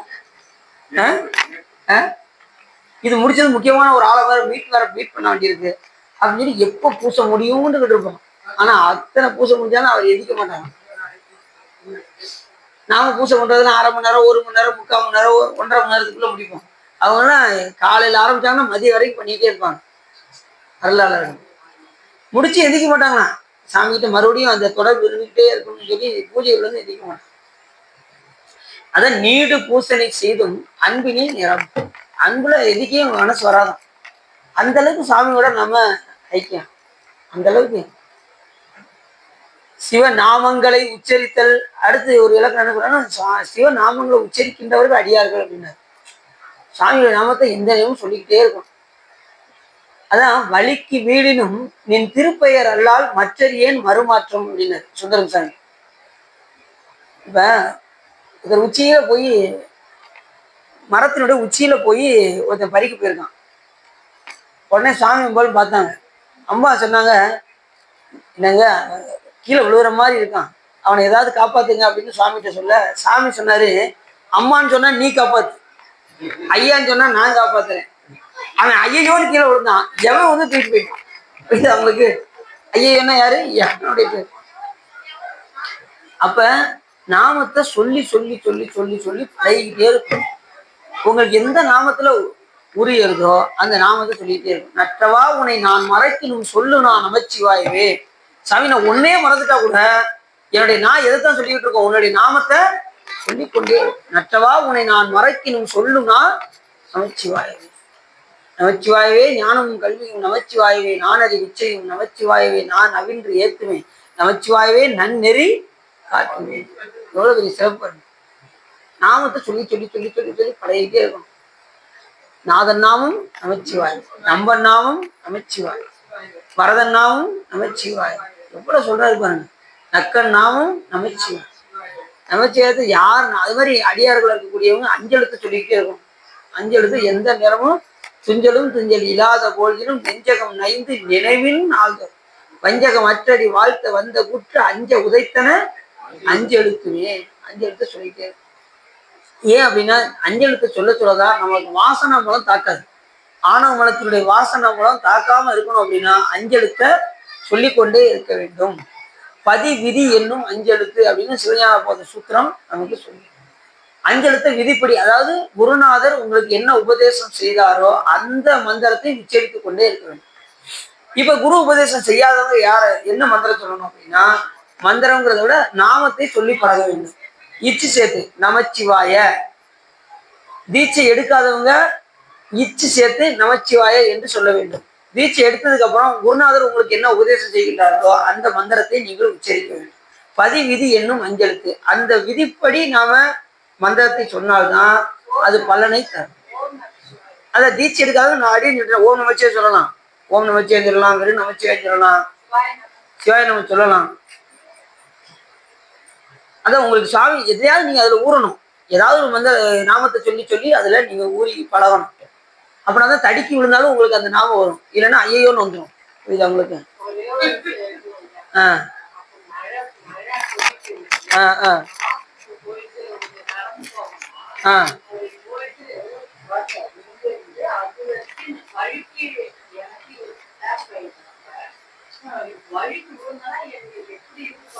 சரி.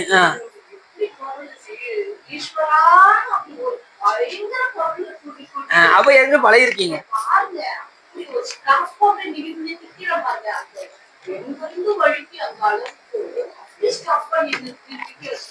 அதான் அந்த நாமம் சொன்னதுனால அப்படி நாம நிக்க வச்சது. அதான் எந்த நிலையிலயும் அந்த நாமத்தை சொல்லி பழகணும். அது மாதிரி சரி. அதனால நாமத்தை சொல்லி பழகுனதுனால உங்களுக்கு சாமி காப்பாத்திருக்காரு. புரியுதா உங்களுக்கு? அதனால எந்த நிலையிலையும் நீங்க நாமத்தை சொல்லிக்கிட்டே இருக்கணும், சிவநாமத்தை சொல்லிக்கிட்டே இருக்கணும், சிவபுராணம் கேட்டுக்கிட்டே இருக்கணும், சிவாலய பரிபாலனை செய்து கொண்டே இருக்கணும், தல யாத்திரை மேற்கொள்ளணும். அடியார்கள் என்ன செய்யணும்? தல யாத்திரை மேற்கொண்டே இருக்க வேண்டும். அடுத்து சிவபூஜை ரொம்ப முக்கியமானது என்ன? சிவபூஜை. சிவபூஜைக்கு மிஞ்சி இந்த உலகத்துல எதுவுமே கிடையாது. அப்படி சிவபூஜை செய்கின்ற அடியார்கள் பெருமைகள்லாம் நிறைய இருக்கு. என்ன திருநீலக்க நாயனார் சார் என்ன பண்ணணும்னு கேட்கீங்களா? அது குருநாதர் உங்களுக்கு சொல்லி கொடுப்பாங்க. தீட்சை எடுக்காமன்னா நீங்க பண்ணிட்டு இருக்கீங்களா? இதுவே உங்களுக்கு அடுத்த தீட்சை எடுத்து பண்ற நிலைக்கு சுவாமி உங்களை உருவாக்குவேன். ஏன்னா அப்ப சிவபூஜை வந்து அது அழகா ஒவ்வொரு இதுலயும் சாமிக்கு ரொம்ப பிடிச்சது எது அப்படின்னா, சேக்கிழார் சாமி சொல்றாரு, எண்ணில் ஆகமும் இயம்பிய இறைவர் தாம் விரும்பும் உண்மையாவது பூசணையே அப்படிங்கிற சேக்கிழார் சாமி. சிவபெருமானுக்கு எது ரொம்ப பிடிக்கும்? சிவபெருமானுக்கு விருப்பம் கிடையாது, நல்லா தெரிஞ்சுக்கோங்க. அவருக்கு ஒண்ணு பிடிச்சிருக்கு அப்படின்னா என்ன பிடிக்கும் அப்படின்னா, எல்லா உயிர்களும் சிவபூஜை செய்ய வேண்டும் என்பது சிவபெருமானுடைய விருப்பம். எண்ணில் ஆகமும் இயம்பிய இறைவர் தாம் விரும்பும் உண்மையாவது பூசணையே. புரிஞ்சிச்சா? உண்மை பூசணை. அப்படி சொன்னதும் உடனே அம்பாளுக்கு சாமி விடிய விடிய உபதேசம் பண்ணிக்கிட்டே இருக்காரு. அப்ப அம்பாள் கேட்டாங்க, சாமி இத்தனை சொல்றீங்களே சாமி, அதுல உங்களுக்கு எது பிடிச்சதுன்னு கேட்கும்போது சுவாமி சொன்னாரு, எல்லா உயிர்களும் சிவபூஜை செய்ய வேண்டும் என்பது என்னுடைய விருப்பம் அப்படின்னு சுவாமி. அப்ப அந்த பூஜை நான் செய்யறேன் அப்படின்னு சொல்லி அம்பாள் 32 அலங்கள் வரைத்து காஞ்சிபுரத்துல வந்து சிவபூஜை செய்து காண்பித்தார். அது அண்ணலார் அந்த பாட்டில் சொல்லும்போது, எண்ணில் ஆகம் இயம்பிய இறைவதாம் விரும்பும் உண்மையாவது பூசணையே என்று உரைத்தருள அண்ணலார் தம்மை அரிச்சனை புரிய ஆதரித்து அழைத்தால் பெண்ணில் நல்லவளோடு பெருந்தவ கொழுந்து உமையமை வந்து பூஜை செய்து காண்பித்தார்கள். அப்பேற்பட்ட சிறப்புடையது. 2வது சிவபூஜை ரொம்ப முக்கியம். எல்லா பேருமே சிவபூஜை பண்ணணும். இந்த சிவபூஜை பண்ணணுங்கிறதுக்காகவே அங்க மேல விண்ணுலகத்துல 2 பேர் பேசிக்கிட்டாங்க. யாரு? பிரம்மாவும் விஷ்ணுவும் விண்ணுலகத்தை பேசிக்கிட்டு இருக்காங்க. இந்த மண்ணுலகத்துல சிவபெருமான் எளிமையாக ஆட்கொள்ளக்கூடிய இடமாச்சே, எளிமையாக ஆட்கொள்ளக்கூடிய இடத்தை விட்டுட்டு நாம இப்படி வீணா பொழுத போய்கிட்டு இருக்கோமே அப்படின்னு அங்க பேசுறாங்க. புவனியில் போய் பிறவாமையில் நாள் நாம் போக்குகின்றோம் அவமே. இப்படி வீணா காலத்தை போய்கிட்டு இருக்கோமே, இந்த மண்ணுலகத்துல சிவபெருமான் எளிமையாக ஆட்கொள்ளக்கூடிய இடமாச்சு, இதை விட்டுவிட்டு இப்படி காலத்தை போய்கிட்டு இருக்கோமேன்னு சொல்லிட்டு, புவனியில் போய் பிறவாமையில் நாள் நாம் போக்குகின்றோம் அவமே. இந்த பூமி, எந்த பூமி? இந்த பூமி சிவன் உய்ய கொள்கின்ற, யார் உய்ய கொள்றதா? சிவன் உய்ய கொள்கின்றவாறு என்று நோக்கி திருப்பெரும் துறை உறைவாய் திருமாலாம் அவன் விருப்பு எய்தவும் மலரவன் ஆசை படரவும் அலர்ந்தவை கருணையும் நீயும் அவனியில் புகுந்து எம்மை ஆட்கொள்ள வல்லாய் ஆரமுதே பள்ளி எழுந்தருளாயே சொல்றாரு. இப்படி காலத்தை வீணா நம்ம 2 போய்கிட்டு இருக்கோமே. பிரம்மாவும் விஷ்ணுவும் பேசிக்கிட்டாங்க அங்க இந்த மண்ணுலகத்துல எளிமையாக ஆட்கொள்ளக்கூடிய நம்ம 2 பேரும் போய் பூசை பண்ணுவோம் அப்படின்னு சொல்லி 2 பேரும் கிளம்பி வந்தாங்க. ஒருத்தர் பிரம்மபுரம், ஒருத்தர் திருவிழிமில்லை. 2 பேரும் கேட்டதற்கு சிவபெருமான் கருணையோடு கொடுத்தாரு. அதுதான் ஆச்சு. அதான் அலர்ந்தமை கருணையும் நீயும் அவனியில் புகுந்து எம்மை ஆட்கொள்ள வல்லாய் ஆரமுதே பள்ளி எழுந்தருளாயேன்னாரு மாணிக்கவாசகர். எவ்வளவு பெரிய சிறப்பு! இந்த அடியார்கள் எப்பயுமே என்னது வேண்டுமாறு விருப்பம் வேடத்தர்கள் இந்த அடியார்கள். எந்த இடத்துல இருப்பாங்கன்னு சொல்ல முடியாது. அடியார் இடத்துல தான் இருப்பாங்கன்னு சொல்ல முடியாது. அடியார் அல்லாத இடத்துலயும் இருப்பாங்க. சட்டை போட்டு கூட இருப்பாங்க. விபூதி பூசாம கூட இருப்பாங்க. ஆனா எந்த நேரம் சிவபெருமான அகத்துல வச்சு பூஜை செஞ்சுக்கிட்டே இருப்பாங்க. நம்ம யாரையுமே சாதாரண இடம் போட்ட முடியாது. நாம இவங்க எதுவுமே இல்லை, இவங்க அடியாரா இருக்க மாட்டாங்கன்னு நம்ம நினைக்க கூடாது. அடியாரா இருக்கக்கூடிய நாம எல்லாரையும் சிவமாக பார்க்க வேண்டும். அதான் அடியாருடைய பெருமை. இப்ப சிவ தர்மோத்தர நூல் என்ன சொல்லுதுன்னா, ஒருத்தரை பார்த்தாலே குற்றமா சிவ தர்மோத்தரம் சொல்லுது. ஒருவரை பார்த்தாலே குற்றம். அப்ப எப்படி பார்க்கணும்? சிவமா பார்க்கணும். எல்லா உயிருக்குள்ள யார் இருக்கா? சிவமன் தானே இருக்காரு. இப்ப ஒருத்தருக்கு நீங்க சிலவர் பாத்தீங்கன்னா ஆபீஸ்ல இவனுக்கெல்லாம் வணக்கம் சொல்ல வேண்டியிருக்கு அப்படிப்பாங்கல்ல, பாத்திருக்கீங்களா? சிலவர் சொல்லுவாங்கல்ல, நீங்க தாராளமா சொல்லலாம். என்ன காரணம் அப்படின்னா, சிலவர் சொல்லுவாங்கல்ல, பிடிக்காத ஆளுக்கெல்லாம் நம்ம வணக்கம் சொல்ல வேண்டியிருக்குன்னு சொல்லுவாங்கல்ல. ஏன் அப்படின்னா, இப்ப டிரைவர் இருக்காரு, பின்னாடி சீஃப் மினிஸ்டர் இருக்காரு. நல்லா கவனமா கேளுங்க. முன்னாடி டிரைவர் இருப்பாரு, பின்னாடி யார் இருப்பா? Chief minister. இப்ப 2 பேரும் காரை விட்டு இறங்குவாங்க. எதுக்கு அதிகாரிகள் வருவாங்க? வந்ததும் இப்ப வணக்கம் யாருக்கு செலுத்துவாங்க? இந்த டிரைவர் என்ன நினைக்க கூடாது? நமக்கு நினைக்க கூடாது. புரியுது உங்களுக்கு? அதே போல வணக்கம் செலுத்தும் போது யார் வணக்கம் செலுத்துறாலும் நமக்கு செலுத்தல, நம்ம உயிருக்கு உயிரா இருக்கக்கூடிய சிவபெருமானுக்கு வணக்கம் செலுத்துகின்றார்கள் என்று நினைக்கணும். புரியுது உங்களுக்கு? அதை திரும்ப நீங்க அவங்களுக்கு வணக்கம் செலுத்தணும். எதுக்குன்னா அந்த உயிருக்கு உயிரா இருக்கக்கூடிய சுவாமிக்கு.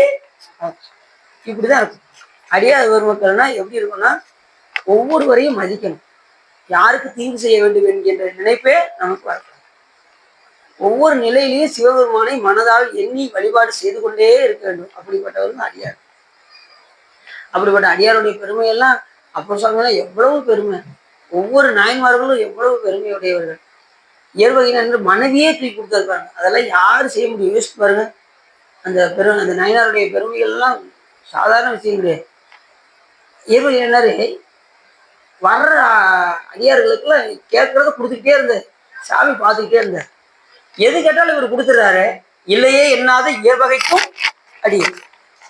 எஞ்சி இருக்கிறது மனைவி மட்டும்தான். கேட்டா இவர் மனைவி கொடுத்துருவாரு அப்படின்னு சிவபெருமானே வந்துடுறாரு.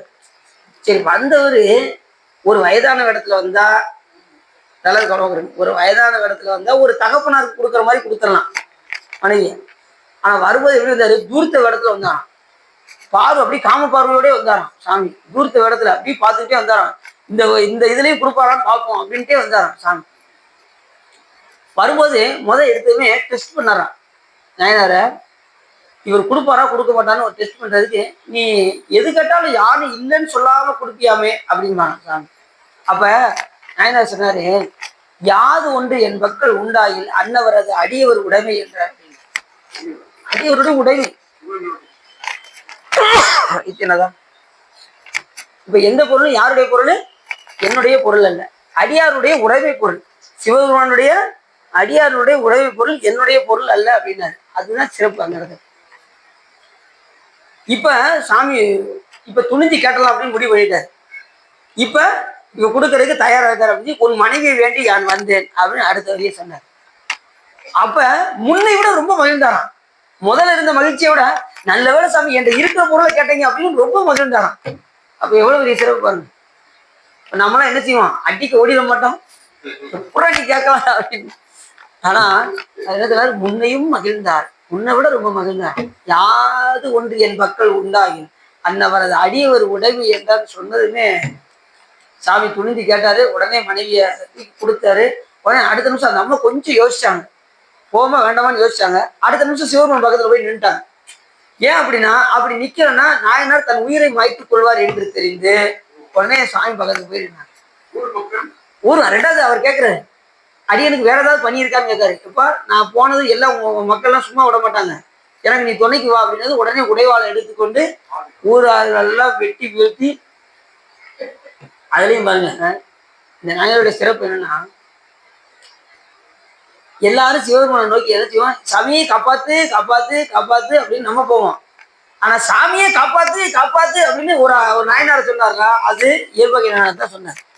ஓலம் ஓலம் இயற்பகை ஓலம், செயற்கரிய செய்த தீரனே ஓலம் அப்படின்னு சிவபெருமான் சொன்னார். சிவபெருமான் ஒரு சர்டிபிகேட் கொடுக்காரு, செயற்கரிய செய்த தீரனே ஓலம் அப்படிங்கிறாரு. இது யாருமே செய்ய முடியாது. மனைவி யாராவது தூக்கி கொடுக்க முடியுமா? அவர் சொன்னார். செயற்கரிய செய்த தீரனே ஓலம் அப்படின்னாரு. உடனே அத்தனை பேரை வீசி ஊர் எல்லையில கொண்டு போய் விட்டுட்டு திரும்பி பார்க்காம வந்தார். இப்ப நாமளும் ஒரு மனைவியை போய் வீட்டுல போய் விட்டுட்டு வரோம்னு வச்சுக்கோங்க, அவங்க அம்மா வீட்டுல போய் விட்டுட்டு வரோம்னு வச்சுக்கோங்க, இவன் வேலை வேலைக்கு நல்லா சாப்பிடுமா அப்படின்னு சொல்லிட்டு வருவாரு, வண்டி எடுப்பு போவாரு. மறுபடியும் வீட்டுல போய் வேலை வேலைக்கு மாத்திரை சாப்பிடு, பிள்ளைய நல்லா பாத்துக்கோ அப்படின்னு மறுபடியும் வருவாரு. அந்த வண்டி எடுத்துட்டு போக மாட்டாரு சாமானியத்துல. மனைவிக்கு ஏகப்பட்ட அட்வைஸ் எல்லாம் சொல்லிட்டு அப்ப வீட்டுல போய் பாத்தீங்கன்னா போன் போட்டுருவாரு. என்னமா இப்ப என்ன செஞ்சுக்கிட்டு இருக்க? நான் நல்லா தாங்க இருக்கேன், ஏங்க உய்யாம போன் போடுறீங்கன்னு சொன்னாலும் விட மாட்டாரு. அப்படித்தானே? அப்படித்தானே இருக்கு. ஆனா அவர் மனைவி தூக்கி கொடுத்துட்டு திரும்பி பார்க்காம வந்தாராம். தொண்டர்களுடைய பெருமை சொல்வதும் பெரிது. பேர்பட்ட பெருமை உடையவர்கள் நாயன்மார்கள், அடியார் மக்கள், எண்ணில்லாத சிறப்புகள். அது மாதிரி அப்பர் சாமிகள் ஒவ்வொரு இடத்துலையும் இறந்த வர ஒய்வு செல வச்சார். அப்பர் சாமிகள் அந்த அப்பூதி அடியவருடைய பையன் இறந்து இருக்கும்போது, மூத்த திருநாவுக்கரசு இறந்து இருக்கும்போது அப்படியே கொண்டு போய் திங்களூர்ல வைத்து அந்த பெருமானுக்கு முன்னாடி ஒன்று குணம் அவர் சிந்தை உயரை திருப்பதியை பாடி உயிரோடு மீட்டார். எவ்வளவு பெரிய பெருமையுடையவர்கள். ஞானசம்பந்த பெருமானுடைய சிறப்புகள் தான் என்ன, கடைசி வந்து பாத்தீங்கன்னா அத்தனை பேருக்கு சீலோகம் கொடுக்கணும் அப்படின்னா சாமானியத்தை கொடுத்துட முடியுமா? அப்ப என்ன பதியம் பாடினார் அவரு? இப்ப கல்யாணத்துக்கு வந்துருவங்க பூரா என்னது மோட்சம், அப்படி கொடுத்துட முடியுமா? சிவலோகத்தை வர வச்சாச்சு. கல்லூர் பெருமணம் வேண்டா கடுமணம், பல்லூர் பெருமணம் பாட்டில் மெய்யாய்த்தில, சொல்லூர் பெருமணம் சூடலரே தொண்டர் நல்லூர். நல்லூர் பெருமாள் பெருமணம் அப்படின்னு அந்த பாட்டுல படிக்கிறார். இந்த பதியம் பாடி முடிச்சது ஜோதி வந்துருது. இப்ப எல்லாத்துக்கும் மோட்சம் கொடுக்கணும். கதரை எப்ப படிக்கிறாங்கன்னா நல்லா தெரிஞ்சுக்கோங்க. இப்ப கல்யாணத்துக்கு வந்திருக்கவங்களுக்குலாம் மோட்சம் அப்படின்னு சொல்லியாச்சு. இப்ப எல்லாரும் போறாங்க அந்த ஜோதியில கலக்குறாங்க. கலக்குறதுக்கு முன்னாடி இப்ப சிவபெருமான் சொன்ன விதி என்ன அப்படின்னா, குருவர்கள் இல்லாம திருவருளை அடைய முடியாது அப்படிங்கிறது சிவபெருமான் சொன்ன விதி. இப்ப குருவர் இல்லாம எப்படி அத்தனை பேர் மோட்சத்துக்கு போக முடியும்? போக முடியாதுல்ல. குருவர் இல்லாம திருவருள் அடைய முடியாது.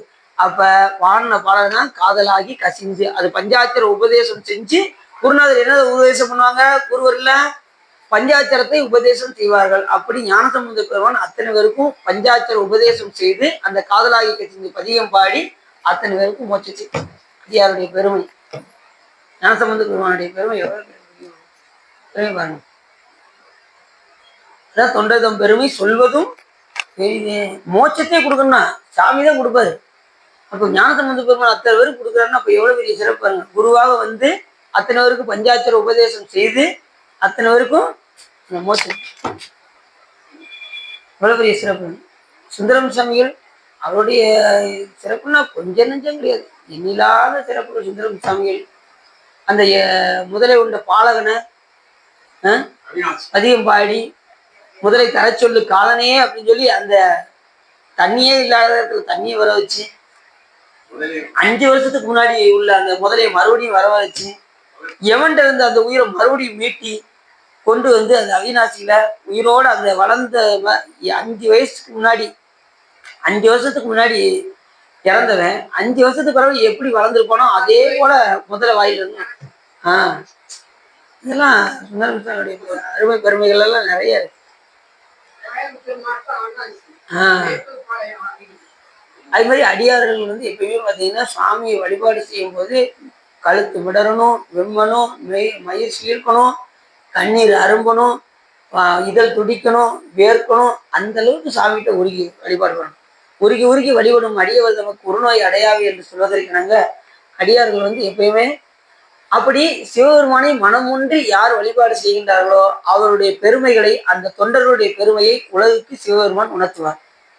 மனமொன்றி இறைவனை வழிபாடு செய்தால் நீங்க போய் யார்ட்டையும் நான் திருத்தொண்டு செய்யறேங்க அப்படின்னு யார்ட்டையும் சொல்ல வேண்டிய தேவையே இல்லை. உங்களுக்கும் இறைவனுக்கு மட்டும்தான் தொடர்பு. நீங்க யாருக்கும் தெரியாம தொண்டு செய்யுங்க. உங்களுடைய பெருமையை யார் உலக கொண்டு வருவா? சிவபெருமான் கொண்டு வருவார். நீ யாருக்கும் போய் அறிவிக்க வேண்டியன்னு அவசியமே கிடையாது. ஆமா, ஏன்னா சுவாமிக்கு தெரியும் நீ என்ன பண்றீங்க ஏது பண்றீங்கன்னா.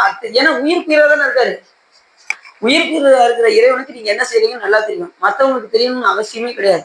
அப்படி இங்கு மனம் ஒன்றி இறைப்பணி செய்து கொண்டிருந்தீர்கள் என்றால் உங்களுடைய பெருமைகளை சிவபெருமான் உலகிற்கு தொண்டர்தம் பெருமை சொல்வதும் பெரிதே என்று சொல்வதற்காக நீங்க மனம் ஒன்றி சுவாமி வழிபாடு பண்ணுங்க. அப்படிதான் நாயன்மார்களுக்கெல்லாம் எல்லாரும் என்ன நினைக்கிறாங்க, சிவபெருமான் சோதிக்கிறார்ல அப்படிங்கிறாங்க. சாமி சோதிக்கவே தெரியாது, நல்லா தெரிஞ்சுக்கணும். சிவபெருமானுக்கு சோதிக்கவே அவர் தொண்டதம் பெருமை உலகுக்கு உணர்த்துவதற்காக தான் சுவாமி அப்படி வர்றார். திருநீலகண்டர் என்ன இருக்கு, இயற்பகை என்ன இருக்கலாம். இப்ப அப்படி செய்யலைன்னா இன்னைக்கு நம்ம அந்த நாயனாரை சொல்லிடுவோமா? யோசிச்சு பாருங்க. அப்படி தொண்டருடைய பெருமையை உலகுக்கு உணர்த்துவதற்காக தான் சுவாமி அங்கே வந்து அந்த திருவிளையாடல் எல்லாம் நடத்தியது என்று சொல்லி இதுதான் உள்ளம் நிறைந்து உவகை சிறந்து இந்த அடியாருடைய பெருமையை நீங்கள் கேட்டதினால் உங்களுடைய வல்வினை கரைந்து திருவருள் உரையும் என்று சொல்லி திருப்பூர் பாடி அடியின் உரையை நிறைவு செய்கின்றேன். கொலை மத கரியன மிக மத தனகிரி கும்பத்தனமான குமுத முத இதழ் பருகி உருகி மயல் குன்றிடு நாயேலையடி கவலைகள் கெட உணதருள் வினி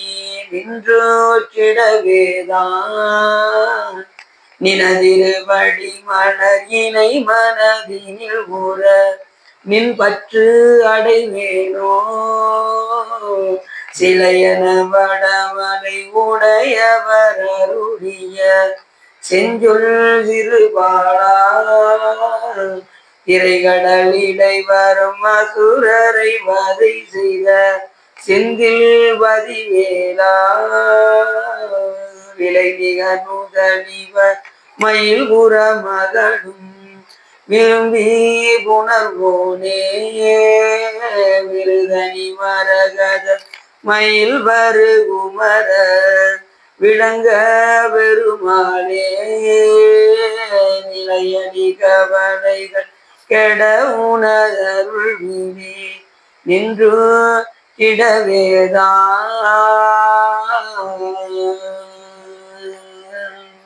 இலாய பரமனை திமையான போது நெறிகாட்டும் வெண்ணை பயில்வாய்மை கண்டான் சந்ததிக்க விஞ்ஞான பானுவாகி குயிலாரும் பொருளில் திருவாவூர் தெரிவார் குரு நமச்சிவாய தேவன் செயலாதி மரபடியும் திருமரபு நீடி தலைகமாகும் பவப்பெரும் கடலை கடந்திருதற்கு பரமன் வகுத்த அருணையை போப்புடன் உயிர்கள் கடைபிடித்து உய்யவதும் துரசை ஆதீனத்தில் தவப்பிரகாசம் தரணியில் எங்கும் தன்னல் செங்கோல் உச்சியம் சிவப்பிரகாச தேசியன் மலத்தால் சென்னையில் கொண்டு போற்றுதுமே வான்முகில் வளாது மிக மணிவனம் சுரக்க மன்னன் கோன்முறை அரசு செய்க குறைவில்லா தேர்கள் வாழ்க நான் மறை அரங்கள் உங்க நற்றவும் மல்க மேன்முகள் சைவ நீதி விளங்குக உலகம் எல்லாம் பையம் நீடுக மாமலை கொள்ளுக மெய் விரும்பிய அன்பர் விளங்குக சைவ நன்னறிதான் தலை தோங்குக தெய்வன் திருநீர் சிறக்கவே திருச்சிற்றம்பலம் பார்வதி பதையே தென்னாருடைய சிவனையை போற்றி வெற்றிவேல் முருகனுக்கு திருச்சிற்றம்பலம் தில்லையம்பலம் பொன்னம்பலம் அருணாச்சலம் ஏகாம்பரம்